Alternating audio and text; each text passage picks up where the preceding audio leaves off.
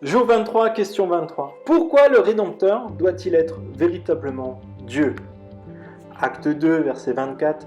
Mais Dieu a brisé les liens de la mort, il l'a ressuscité parce qu'il n'était pas possible qu'elle le retienne.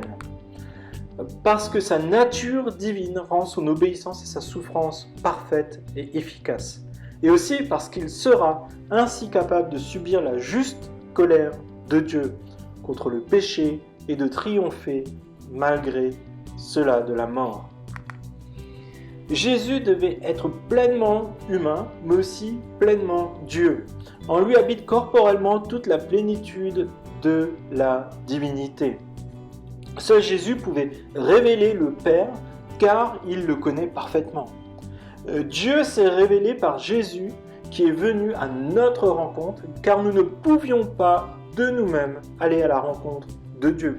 L'incarnation de Jésus a été un premier sacrifice que nous n'arrivons pas à saisir pleinement.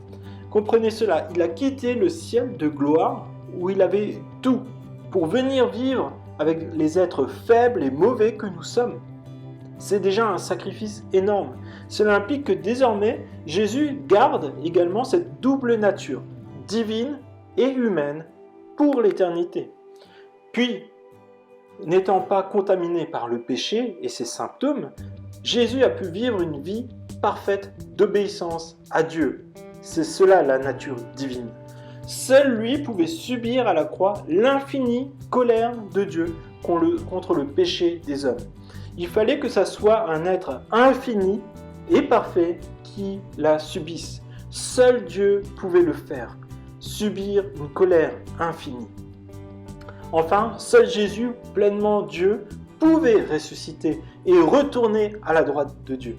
Tout l'Ancien Testament démontre que seul Dieu pouvait accomplir cet acte, car tous les humains ont échoué au fil des siècles et des millénaires.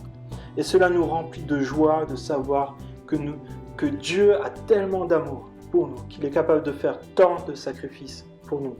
Et je vous invite à la prière. Dieu le Fils, à cause de notre péché, nous n'aurions jamais pu endurer la colère de Dieu ou vaincre la mort. Toi seul, dans ta sainteté, pouvais souffrir la juste punition du péché et anéantir la mort.